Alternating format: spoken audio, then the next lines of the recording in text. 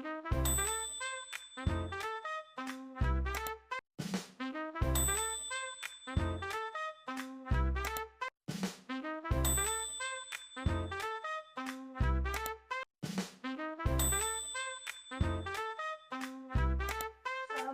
warahmatullahi wabarakatuh. Waalaikumsalam warahmatullahi wabarakatuh. Halo semua, kami dari kelas 2 C Prodi Manajemen. Izin memperkenalkan diri. Saya Sela Agustina dan rekan di sebelah saya Devina Maswari, saya Mutia Lestari, saya Puja Dewi Zahra. Lalu di sini kami dengan pembicara sekaligus dosen hukum bisnis yaitu Abah Abdirasani, SH MSI. Baik, di sini kita akan membahas topik mengenai persaingan usaha yang tidak sehat. Nah, pertama-tama yang dimaksud persaingan usaha tidak sehat itu apa sih? Kalau dari Adel bagaimana? Baik, menurut saya persaingan usaha tidak sehat merupakan persaingan antar pelaku usaha yang dilakukan dengan cara tidak jujur, melawan hukum, atau menghambat perilaku usaha lain, sehingga merugikan pesaing dan konsumennya yang lain. Salah satu faktornya adalah jumlah pesaing yang banyak, sehingga persaingan yang ketat membuat sebagian pelaku usaha menggunakan cara yang tidak jujur untuk usahanya tetap bertahan. Oke, baik. Jadi apakah ada contoh kasus dalam persaingan usaha yang tidak sehat itu seperti apa sih? Kalau dari Mutia apakah ada contohnya? Ada contoh kasus persaingan tidak sehat. Salah satu itu contohnya praktek kartel minyak goreng yang dilakukan oleh 20 pelaku usaha di Indonesia. Mereka terbukti melanggar pasal 4, 5, dan 11 UU 05 Undang-Undang Nomor 5 Tahun 1999 berdasarkan putusan KPPU Nomor 24 KPPU 1 2009. Praktek kartel ini menyebabkan kerugian masyarakat sekitar 1,27 triliun untuk minyak goreng yang kemasan bermerek dan 374,3 miliar untuk minyak goreng curah. Kasus ini juga berkaitan dengan kenaikan harga CPO di dunia yang mempengaruhi harga minyak goreng di pasar domestik. Dan ini juga terjadi pada tahun 2021 sampai 2022. Baik, bisa dijelaskan secara dalam oleh Devina. Baik, terima kasih. Di sini saya akan menjelaskan lebih dalam apa sih itu contoh kasus yang nyata. Contoh kasus yang nyata ini praktik kartel bab yang dibuktikan oleh Komsumi, pengawas persaingan usaha KPPU, terbukti merugikan masyarakat berdasarkan berbagai alat bukti yang nyata. Namun permasalahan ini adalah alat bukti yang diakui dalam hukum secara adil dan memperlambat kasus.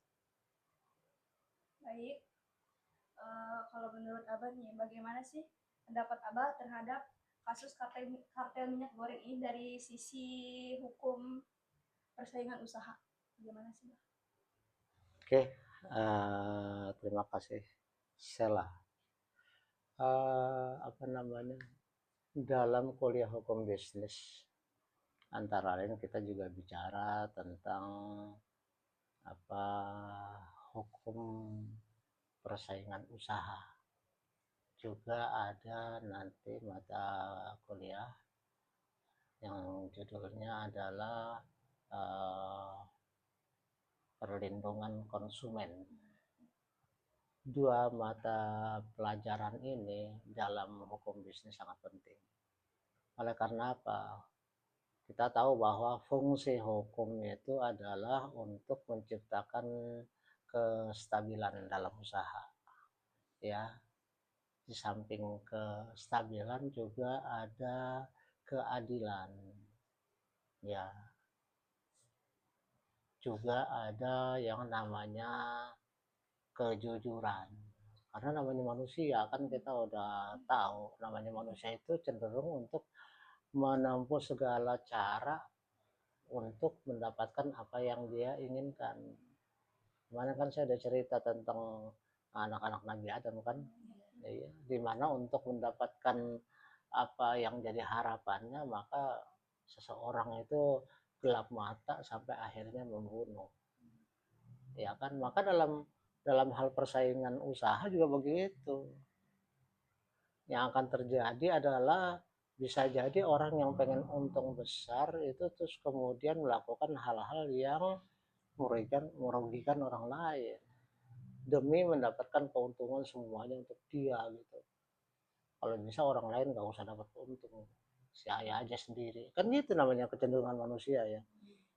Itulah sebabnya kemudian harus diatur oleh hukum, diatur oleh negara bagaimana supaya mereka sama-sama bisa mendapatkan keuntungan, sama-sama bisa menjalankan usahanya dengan sehat, ya boleh bersaing, tapi bersaing yang sehat, misalnya bersaing dalam berlomba-lomba meningkatkan mutu produknya, kan bisa kan? Iya. Nah, wah produk ini katakanlah nilainya masih sekian, maka untuk bisa merebut hati pembeli, dia meningkatkan mutu produk, kan bisa seperti itu. Kemudian bisa juga meningkatkan pelayanan, ya kan, yang tadinya orang harus datang ke toko, tapi kemudian ada pelayanan antar, gitu kan? Iya. Ada kan sekarang kan, ini aja apa namanya air minum aja kan pelayanan antar ke tempat kan. Iya. Kemudian seperti minimarket Indomaret, Alfa kan sekarang juga ada pelayanan antar. Itu kan artinya bersaing tapi dengan sehat. Kalau warung warung Pak Dul kan nggak mungkin nganter dia, ya kan. Warung Pok Minah nggak mungkin nganter. Tapi kalau Indomaret bisa, ya kan. Udah dihitung tuh bagaimana ongkos apa namanya bensin dan sebagainya, udah dihitung dimasukkan ke harga jual. Itu kan hitung-hitungan, mana ada orang yang apa namanya dagang mau rugi. Nggak gratis. Jadi walaupun dibilang pelayanan antar itu gratis, itu sudah dihitung dimasukkan ke dalam biaya atau harga. Itu udah pasti, ya kan. Tapi itu boleh, kenapa? Meningkatkan pelayanan. Jadi bisa peningkatan mutu produk, bisa peningkatan pelayanan, ya kan. Bisa juga peningkatan harga. Yang sebelah, dikatakan aja nih, saya kan masih ngerokok nih terus terang aja. Sekarang malah lagi puasa sih enggak ya. Di sini ada beberapa toko nih. Satu warung Madura. Jarum Super di sana itu sebungkus 25.000. Di sini ada warung si Ucok 24.000. Di sini ada warung Pak Dulo 25.000. Ada lagi warung Pak Ulil 26.000. Beda-beda kan. Nah itu kan berarti persaingan, tapi nggak ada masalah, sehat-sehat aja, paling selisihnya berapa gitu kan. Nah artinya nggak jauh-jauh amat, tapi justru yang mahal misalnya Indomaret itu bisa 26 lebih itu. Karena ada Nah, pajak. nah ada pajak, juga dia kan sewa tempat, Iya. dia kan sewa tempat mahal, dan dia juga kan apa bayar pegawai, gaji pegawai kan. Kalau Pak Dulo kan jagain sendiri kan ya. Kalau si Ucok juga jagain sendiri, jadi nggak ada gaji gitu, nggak ada gaji untuk pegawai. Tapi kalau Indomaret kan otomatis itu macam-macam memang jadi mahal. Tapi itulah persaingan yang no problem, walaupun sama-sama jual rokok jarum, tapi beda-beda, nggak ada masalah, nggak ada friksi, ya kan. Yang akan ada friksi adalah kalau misalnya satu wilayah itu dikuasai oleh satu pedagang, misalnya dengan monopoli, ya kan. Monopoli itu apa misalnya untuk produk beras katakanlah, yang bisa berdagang di situ hanya PT X saja, yang lain nggak bisa. Itu udah monopoli itu, ya. Monopoli dalam negara kita itu hanya diperbolehkan kalau dia dengan syarat menguasai hajat hidup orang banyak. Contohnya apa? Listrik. Listrik kan semua orang butuh, Iya. ya kan? Nah, nggak boleh itu dikuasai oleh swasta. Kenapa? Nanti akan terjadi persaingan yang tidak sehat. Maka dikuasai oleh negara. Nah, konstitusi kita, Undang-Undang Dasar 1945 sudah menetapkan cabang-cabang usaha yang menguasai hajat hidup orang banyak dikuasai oleh negara. Contohnya kayak gini gitu. Juga yang monopoli lagi apa? Kereta. Karena semua orang butuh kereta, ya kan, mau kemana-mana. Nah, terus kemudian persaingan yang tidak sehat juga misalnya dengan fitnah, saling menjatuhkan. Warung bakso Sela, wah laku keras ya kan. Laku keras setiap hari pengunjungnya banyak ya gitu ya. Nah, terus kemudian kata Mutia, kenapa dia bisa laris? Dia kan pakai pesugihan gitu kan. Iya kan, dia pakai pesugihan. Coba aja lihat deh, kamu lagi makan baca surat ini, nanti kelihatan deh ada apa di situ. Ya kan belum tentu ya itu fitnah, tapi itu kan menjatuhkan karena itu banyak sekali juga. Terutama orang kita kan masih percaya gitu-gituan ya. Iya, akhirnya warung si Sela jadi sepi gara-gara itu. Kan pernah juga banyak juga kejadian katakanlah warung-warung apa orang apa kuliner yang besar lalu kemudian ambruk gara-gara ada fitnahan. Misalnya apa? Pernah nggak dengar? Diisukan bakso itu apa ada daging babinya gitu. Pernah nggak? Iya pernah. Iya, yang seperti itu fitnah. Itu mungkin yang menyebarkan ya sama pedagang bakso. Sama-sama pedagang bakso tapi dalam rangka dia apa menyaingi supaya dia dapat untung besar sementara lawannya bangkrut, maka dia sebarkan fitnah. Nah gitu, yang seperti itu kan otomatis merugikan orang lain. Kalau nggak ada hukum kan orang jadi merajalela semuanya sendiri. Ada monopoli, ada juga oligopoli. Tahu nggak oligopoli? Adel, tahu nggak Adel? Saya sambil ngapalin namanya Adel kan ya. Apa? Sela. Oligopoli belum pernah diajarin. Mungkin udah tapi agak lupa. Ya maklum kamu udah tua kan. Jadi maklum udah tua udah pikun ya. Oligopoli itu sama seperti monopoli. Mono artinya satu, poli artinya kutub. Jadi satu kutub, semua dikuasai oleh satu orang, satu perusahaan. Monopoli. Kalau oligopoli, polinya banyak, oligo, kelompok. Ya, jadi misalnya perusahaan A, B, C bersepakat, berkomplot, bersekongkol menetapkan harga berdasarkan apa namanya kesepakatan mereka karena produk mereka kebetulan sama ya terus kemudian banyak dibutuhkan oleh suatu wilayah tertentu maka mereka mencegah orang lain masuk pemain baru dia mereka sudah menetapkan hanya kita yang boleh masuk situ kita menetapkan harga sehingga konsumen di situ jadi tergantung sama kelompok ini kalau tadi monopoli tergantungnya kepada satu orang atau satu perusahaan kalau monopoli oligopoli itu satu kelompok sama itu juga tidak sehat kan otomatis kan pedagang atau perusahaan yang lain nggak bisa masuk karena sudah dikuasai oleh kelompok itu saja ya kan dikuasai oleh kelompok itu saja harga juga ditentukan oleh mereka sehingga konsumen jadi sangat tergantung kepada mereka kan gitu ya jadi banyak bentuk-bentuk persaingan yang tidak sehat seperti kamu tadi bilang kasus apa itu kartel minyak itu misalnya gini apa namanya kita kan dari sejak zaman dulu ya itu kebiasaan untuk apa mengebor bahan-bahan migas mentah kemudian dijual ke luar negeri tentu dengan harga yang murah ya kan lalu kemudian di luar negeri diolah lalu kita beli lagi dengan harga yang pasti jauh lebih tinggi ya kan nah harga yang kemudian dipasarkan ke dalam negeri itu pasar tentu yang sudah ditentukan oleh si pelaku tadi itu yang dinamakan kartel itu jadi mereka itu sudah merupakan suatu jaringan dia yang melakukan pengambilan migas yang masih mentah jual kemudian beli lagi dengan harga yang tinggi jual lagi dengan harga yang ini bahkan kadang-kadang seperti kasus kemarin itu pertamax dicampur dengan apa itu ada bukan air pertama dicampur sama pertalit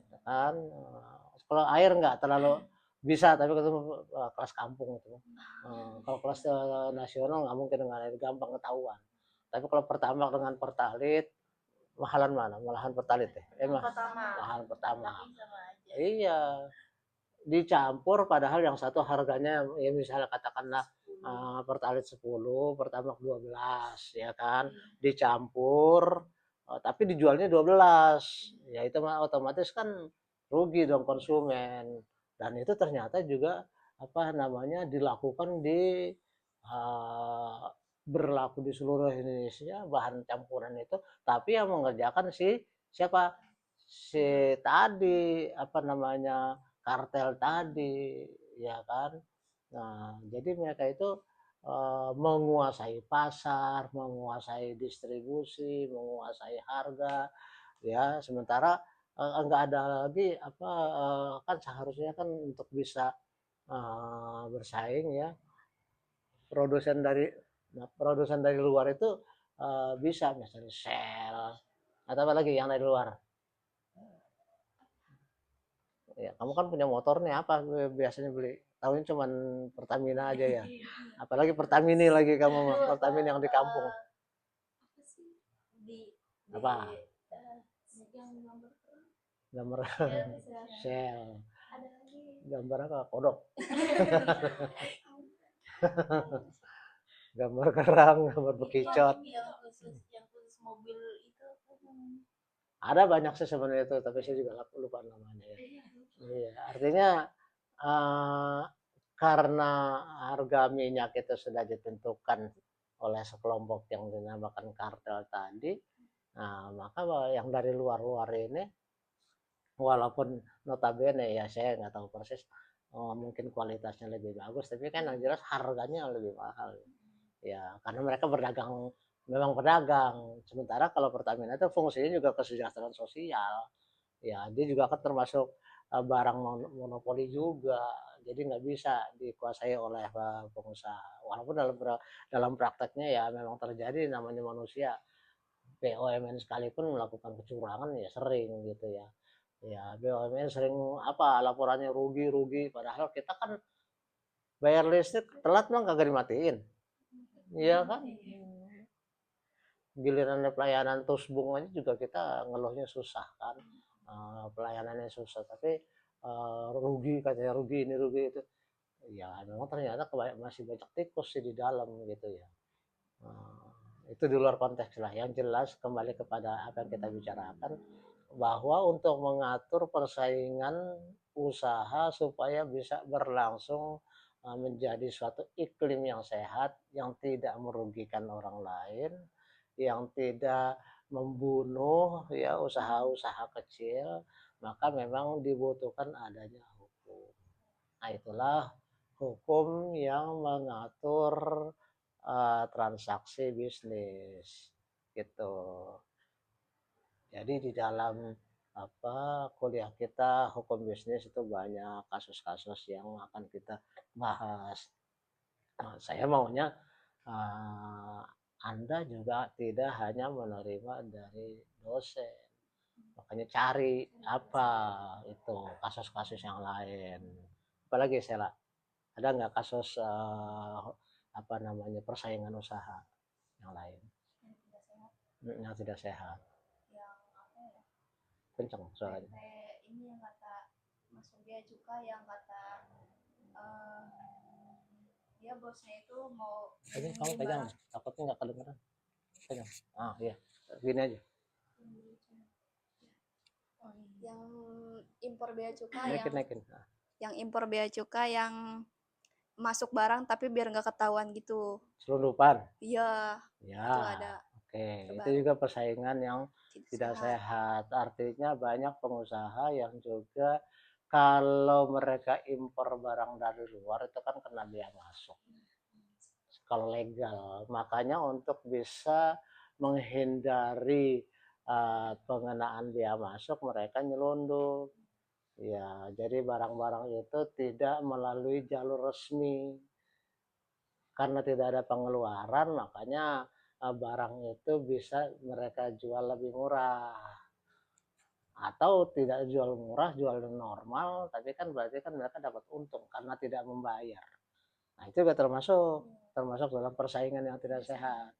Kenapa? Kan nanti akan membuat persaingan antara yang curang dengan yang jujur itu menjadi tidak imbang. Karena yang jujur kan masukin barangnya dengan pengenaan biaya masuk, dia bayar. Sementara yang satu lagi nyelundup, harganya sama. Ya kan otomatis yang rugi adalah yang jujur, ya kan. Bakal kalah sama yang curang, yang nyelundup itu. Oke, coba cari lagi apa kasus lain. Ya. Kasih itunya. Apa contoh lain? Kalau saya, Naikin. kalau saya itu ngambil contoh di pedagang kaki lima, itu kayak timbangannya dimainin, Betul. sama ada apa? Ada berita juga ayam itu dipompa. Iya. Bukan ayam aja, sapi juga Iya, ya. Kalau mau kadang itu, dipermainin kayak gitu. ya. Apa namanya itu? Digelondong. Ya kan? Digelondong. Kurang tahu. Namanya istilah itu digelondong. Jadi sapi itu sebelum dipotong itu dikasih minum di banyak-banyaknya sehingga dagingnya boleh tekan bengkak, dan kan ayam juga begitu. Dagingnya jadi penuh air. Iya. Akhirnya kan otomatis dia punya berat jadi naik dong, gara-gara separuhnya adalah air. Nah itu benar, itu juga persaingan yang tidak sehat, merugikan konsumen karena apa namanya dagingnya kan jadi gede ya, tapi sebenarnya kan cuman apa isinya air gitu kan.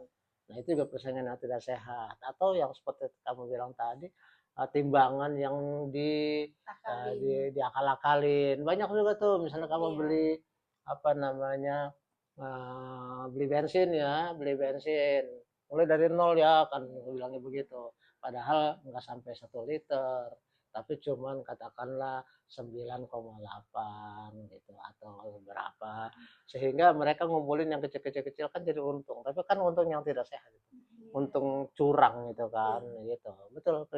Silakan, ada lagi, apalagi contohnya nih, apa, ayo Mutia. Oke. Contoh persaingan yang tidak sehat dalam usaha. Mungkin dia jual beras, tapi dia bilangnya berasnya bagus nih, padahal tuh berasnya oplosan. Iya benar, oplosan seperti itu. Banyak juga kasus seperti itu terjadi, beras yang premium dengan beras yang reguler dicampur, sama tadi dengan kasus ini ya, bensin ya. Iya sama, tapi ini beras premium harganya sekian, beras reguler harganya sekian, dicampur tapi dijual lagi dengan harga premium. Nah itu benar, itu juga suatu persaingan yang tidak sehat. Kenapa? Itu membuat kepercayaan orang terhadap para pedagang beras menjadi berkurang. Orang jadi takut nih, ini bener nggak nih, oplosan enggak nih, ini curang atau kagak nih, ini jangan-jangan beras dari jatah pegawai negeri nih, ini apa namanya, atau beras yang mau diserahkan raskin ya, beras miskin kan, yang mau diserahkan kepada rakyat, itu kan murah tuh. Beras yang apa ya, saya nggak tahu juga sih seperti apa gitu. Tapi yang jelas beras yang dibagikan seperti itu pastilah kualitasnya beda dengan beras yang dijual, dicampur itu, ya kan, biar nggak kelihatan gitu. Ya benar, termasuk suatu persaingan usaha yang tidak sehat. Oke. Adel, contoh lain. Menurut saya sama kayak sebelumnya, kayak warung Madura yang ngadu domba si warung Madura yang lain biar dia jangan beli di warung Madura yang ini gitu. Jadi harganya dia misalkan kayak dia lebih murah loh, jangan beli di sini, kayak adu domba. Emang ada? Ada. Kan sama-sama Madura. Tapi biasanya tuh kayak misalnya jaraknya lebih dekat, jadi dia merasa kesaingin gitu warungnya gitu. Bukan mereka itu kompak kalau itu karena satu ras? Enggak, tapi beda ownernya gitu loh Pak. Oh, jadi kamu tahu dari mana? ada kasusnya apa? Ada kasusnya di dekat rumah kamu. Saya. Terus apa akibatnya? Ya berantem mereka enggak? Nggak tahu sih Pak, saya juga. Bisa tapi juga. Paling cuman kayak jadinya yang pembeli yang lain tuh jadi kehasut adu dombanya si warung ini. Iya bisa seperti itu ya. Ini kita apa, bukan hanya warung Madura, banyak juga yang lain seperti itu ya. Ya kayak tadi bakso tuh. Ya kan, disukan Mutia sebar-sebar Sela itu baksonya ada daging tikusnya gitu kan. Wah, Sela itu bikin kenapa warung baksonya laris, karena dia pesugihan gitu kan. Ada mak lampir di belakang gitu kan. Iya, ada seperti itu, hasutan ya. Jadi kembali kepada kita punya pokok perbincangan, intinya hukum berfungsi mengatur lalu lintas bisnis supaya jadi sehat, ya. Di situ maka ada ketentuan-ketentuan perundang-undangan yang mengenakan sanksi. Kalau orang yang melakukan seperti ini sanksinya apa? Kalau orang yang nyelundup sanksinya apa? Ya kan? Ya orang yang oplos sanksinya apa, orang yang mengurangi timbangan sanksinya apa, dan seterusnya. Itulah fungsi dari hukum bisnis, oke ya. Saya kira demikian, bisa ditutup. Simpulkan dulu. Baik, terima kasih kepada Abah Abdirasani, SH, MSI, dan para narasumber yang telah menjelaskan sangat jelas terkait topik tidak sehat, persaingan usaha yang tidak sehat. Kesimpulannya itu kita memahami bahwa praktik kartel sangat merugikan masyarakat karena mempengaruhi harga dan ketersediaan kebutuhan pokok. Sekian dari kami, kurang lebihnya mohon maaf. Assalamualaikum warahmatullahi wabarakatuh. Waalaikumsalam.